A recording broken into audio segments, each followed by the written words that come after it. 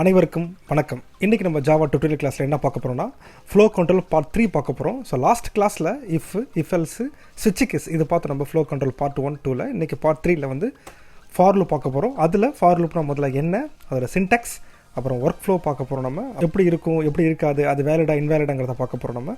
So கடைசியாக demo சில program போட்டு பார்த்து அது அவுட்புட் எப்படி ஒர்க்காங்கிறது பார்க்க போகிறோம். ஸோ வாங்க பார்க்கலாம். இது நான் உங்களுக்கு கஜேந்திரன்.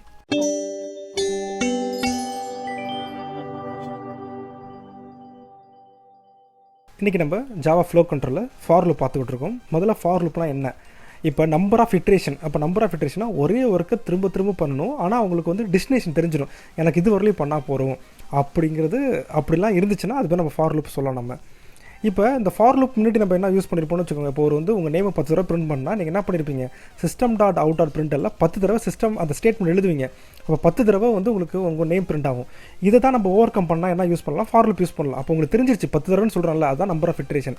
ஸோ அப்படி இருந்தால் அது பேர் ஃபார் லூப்னு நம்ம சொல்லலாம். நம்ம இப்போ டெஃபினேஷன் பாருங்களேன், இந்த இடம் பாருங்களேன். If you know number of iteration in advance then for loop. இப்போ இந்த இமேஜ் போட்டிருக்கோம்ல, இப்போ என்ன போட்டிருக்கோம், இப்போ ஒரு இடத்துலேருந்து இன்னொரு இடத்துக்கு போகிறாங்க. அவங்க வந்து ஒரு 50 கிலோமீட்டர் ட்ராவல் பண்ணுறாங்கன்னா அவங்க வந்து ஒரு பெட்ரோல் வந்து 1 லிட்டர் போகிறாங்கன்னு வச்சுக்கோ. அவங்களுக்கு தெரிஞ்சிருக்கு 1 லிட்டர் போட்டால் 50 கிலோமீட்டர் போயிடலாம். அப்போ அவங்க இட்ரேஷன் போகிற தூரங்களும் கிளியராக தெரிஞ்சதுனால தான் அவங்க வந்து கரெக்டாக 1 லிட்டர் போடுறாங்க. ஸோ அந்த மாதிரி அப்போ உங்களுக்கு வந்து டெஸ்டினேஷன் தெரிஞ்சிச்சுன்னா அப்போ வந்து எனக்கு எத்தனை தடவை எனக்கு ஒர்க் நடந்துகிட்டே இருக்கணும், எப்போ அந்த கண்டிஷன் ஃபால்ஸ் ஆகிற வரலையும். ஸோ அப்படி இருந்துச்சுன்னா நீங்கள் வந்து ஸ்ட்ரைட்டாக ஃபார் லூப் யூஸ் பண்ணிக்கலாம். ஸோ அப்படின்னு நம்ம சொல்லலாம் நம்ம.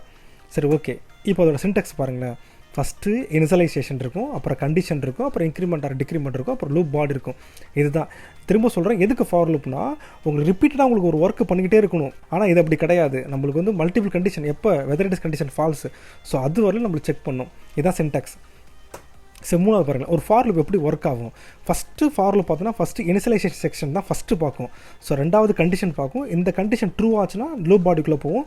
ஸோ அதுக்கப்புறம் இன்க்ரிமெண்ட் டிக்ரிமெண்ட் ஆகும். ஸோ திரும்ப என்ன பண்ணும், கண்டிஷன் வரும், அப்புறம் லூப் பாடி போகும், திரும்ப இன்க்ரிமெண்ட் ஆகும். இதுதான் சைக்கிளிங் ப்ராசஸ். எப்போ ஸ்டாப் ஆகுன்னா அந்த கண்டிஷன் ஃபால்ஸ் ஆகிற வரலையும் ஸ்டாப், அதாவது கண்டிஷன் ஃபால்ஸ் ஆகிற வரலையும் லூப் ஓடிக்கிட்டே இருக்கும். அப்போ இதுலேருந்து நம்மளுக்கு என்ன தெரியுதுன்னா, இந்த இனிஷியலைசேஷன் செக்ஷன் பார்த்தோன்னா ஒரே ஒரு தடவை மட்டும் தான் செக் பண்ணும், மற்ற தடவை இது கிட்டக்கே வராது. சரிங்களா? ஸோ இதுதான் அதோட ஒர்க் ஃப்ளோ நம்ம சொல்லணும். நம்ம இப்போ நான் எக்லிப்ஸ் ஓப்பன் பண்ணுறேன். ஸோ ஆல்ரெடி நான் ஒரு கிளாஸை க்ரியேட் பண்ணி வச்சுருக்கேன். ஸோ இதுலேருந்து நம்ம ஸ்டார்ட் பண்ணலாம். ஸோ ஃபஸ்ட்டு ஃபார் லூப்போட சின்டெக்ஸ் நான் என்ன சொல்கிறேன், ஃபாரு இங்கே first initialization declaration int i = 0 அப்படி கொடுத்துக்கிறேன் நான், செமிகோலன்னு. இப்போ ட்ரூன்னு கொடுக்குறேன் நான், ட்ரூன்னு கொடுத்துட்டு அப்புறம் செமிகோலன்னு ஐயை இன்க்ரிமெண்ட் பண்ணுறேன் நான். ஸோ இதுதான் வந்து ஒரு ஃபார் லூப்போட பர்ஃபெக்டான சின்டாக்ஸ். இப்போ பாருங்களேன், இப்போ வந்து பார்த்தீங்கன்னா இன்ட் i = 0 கொடுத்துருக்கேன், கண்டிஷன் ட்ரூ. அப்போ கண்டிஷன் ட்ரூவானா உள்ளே போகும். இப்போ இப்படி எழுதலாம், இது வந்து வேலிடான ஃபார் தான், இப்படி எழுதலாம். ஸோ ரெண்டாவது வேலிட் ஸ்டேட்மெண்ட் எழுதுற பாரு, ஃபாரு இன்ட்டு i = 0 i < 10 கொடுக்குறேன், ஐயை இன்க்ரிமெண்ட் பண்ணுறேன், செமிகோலன் கொடுக்குறேன். ஸோ இப்படியும் எழுதலாம். இது வேலிட் ஃபார் லூப் தான். அப்போ இதில் நார்மலாக நம்ம சொல்ல முடியல. இப்போ வந்து ஃபாருக்கு வந்து கர்லி பிரேசஸ் வந்து ஆப்ஷனல் தான், நாட் ஏ மேண்டட்டரி. சுவிட்சை தவிர பாக்கி எல்லாத்துக்குமே ஆப்ஷனல் தான், சுவிட்ச் மட்டும் தான் மேண்டட்டரின்னு சொல்லுவோம். இது கர்லி பிரேசஸ். ஸோ இந்த இடம். ஸோ இது மூணாவது. ஸோ இப்படி நம்ம ஃபார் எழுதலாம்.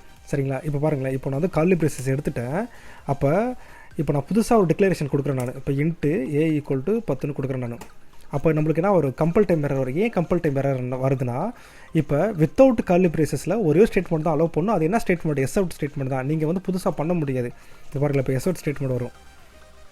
இப்போ ஐன்னு கொடுத்தோன்னா நமக்கு ஐன் பிரிண்ட் ஆகும். ஸோ ஃபார் லூப் போட்டுருக்கு பாருங்கள். சரி பாருங்களேன், இப்போ நம்ம என்ன சொல்கிறோம், ஃபஸ்ட்டு ஃபார் லூப் எப்படி ஒர்க் ஆகும்னு சொல்கிறோம். ஃபஸ்ட்டு இனிஷியலைசேஷன் இந்த இடத்துல இதை செக் பண்ணும். ஸோ அதுக்கப்புறம் கண்டிஷன் செக் பண்ணும், கண்டிஷன் ட்ரூவானா பிரிண்ட் பண்ணும். ஸோ அடுத்து என்ன பண்ணணும், அடுத்த இன்க்ரிமெண்ட் வரும்.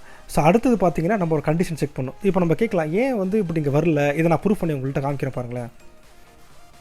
இப்போ அதாவது அந்த டயக்ராம் சொன்னல, இப்போ ஃபார் லூப் எப்படி ஒர்க் ஃப்ளோ = 0 கொடுத்துருக்கேன், செமிகோலன்னு i < 10 கொடுத்துட்டேன், செமிகோலன்னு ஐயை இன்க்ரிமெண்ட் பண்ணுறேன் நான்.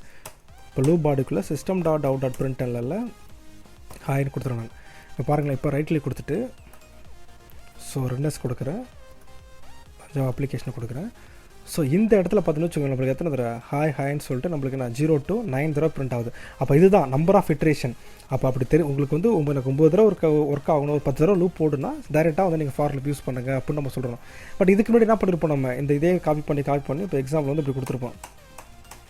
ஃபார் லூப் சப்போஸ் ஃபார் லூப்லாம் கண்டுபிடிக்காமல் இருந்தாங்கன்னா ஸோ இந்த ஒர்க் நம்ம இப்படி தான் பண்ணியிருப்போம். நம்ம சப்போஸ் ஃபார் லூப் இல்லைன்னா அப்போ சேம் அவுட்புட் தான் வருது. பட் நம்மளுக்கு என்ன கோடு நம்ம நிறைய எழுதிக்கிட்டே இருக்கோம் நம்ம. அப்போ அது ரன் பண்ணுறது ஸ்பீடை நம்மளுக்கு ஆட்டோமேட்டிக்காக குறைஞ்சிரும்.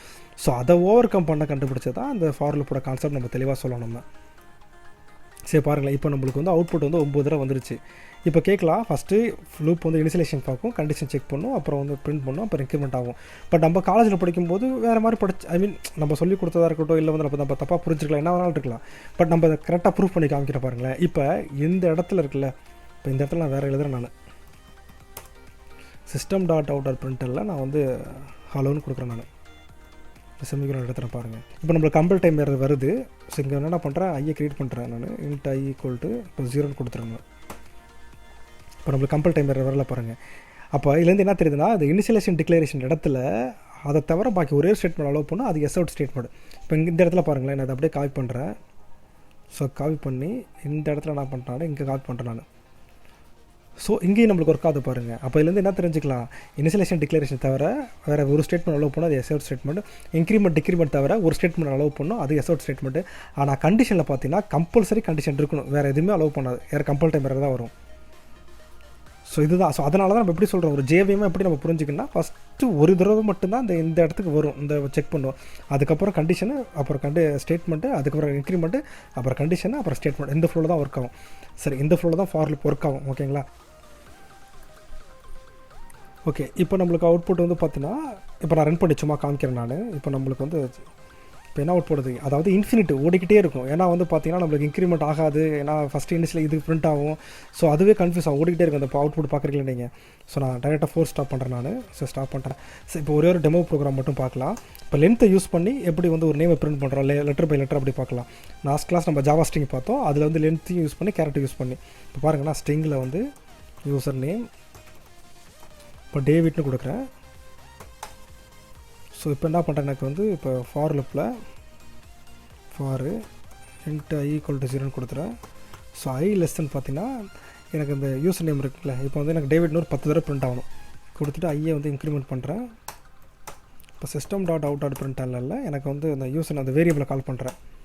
ஸோ இப்போ ரன் பண்ணுறேன், எனக்கு அவுட்புட் என்ன வருதுன்னு பாருங்கள். ஸோ நான் செலக்ட் பண்ணி காமிக்கிறேன் பாருங்கள். ஃபஸ்ட்டு இதுலேருந்து செலக்ட் பண்ணுறேன் பாருங்கள். ஸோ இத்தனை தடவை எனக்கு டேவிட் சொல்லிட்டு பிரிண்ட் ஆகுது, அதாவது 0 to 9 தடவை பிரிண்ட் ஆகுது.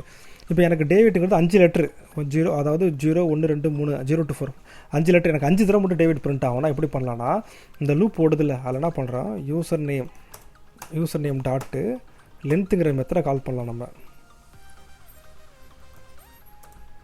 சரி பாருங்கள், இப்போ ரன் பண்ணுறேன் பாருங்கள். ஸோ இப்போ எனக்கு அதில் 5 தடவை மட்டும் தான் பிரிண்ட் ஆகுது, 3 அப்புறம் 2 5 தடவை மட்டும் பிரிண்ட் ஆகுது. லைக் இப்போ இது எதுக்காக யூஸ் பண்ணுறோன்னா, அவங்க நேமோட லென்த்தை கண்டுபிடிச்சி அத்தனை தடவை லூப் போடுது. இப்போ நான் வந்து இப்போ டேவிட் சாம் அப்படி கொடுக்குறேன்னா திரும்ப நம்மளுக்கு அத்தனை தடவை லூப் போடும். ஸோ பிரிண்ட் ஆகுது பாருங்கள் இது. இப்போ எனக்கு வந்து ஒவ்வொரு லெட்டராக பிரிண்ட் ஆகணும். இப்போ அது எக்ஸாக்டாக எனக்கு வந்து வி மட்டும் பிரிண்ட் ஆகும்னா, யூசர் நேம் டாட்டு கேரட் இருக்குல்ல, அதில் போய்ட்டு தேர்ட் ஏதோ ஒரு இன்டெக்ஸ் பொசிஷனை கொடுத்தோம்னா,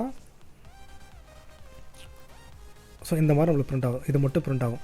எனக்கு இது வந்து எல்லாமே பிரிண்ட் ஆகணும் அப்படின்னா இப்போ ஐயை கொடுத்துட்டு இப்போ ரன் பண்ணுறேன் நான். பிரிண்ட் ஆகுது பாருங்கள், டேவிட் சாமன் அப்படி சொல்லிட்டு பிரிண்ட் ஆகுது பாருங்கள். ஸோ இதுதான் ஃபார் லூப் வச்சு இன்னும் நம்ம நிறைய ப்ரோக்ராம் போகலாம் நம்ம. ஸோ தொடர்ந்து பார்க்கலாம். இது ரொம்ப பேசிக்காக சொல்லி கொடுத்துட்ருக்கோம்.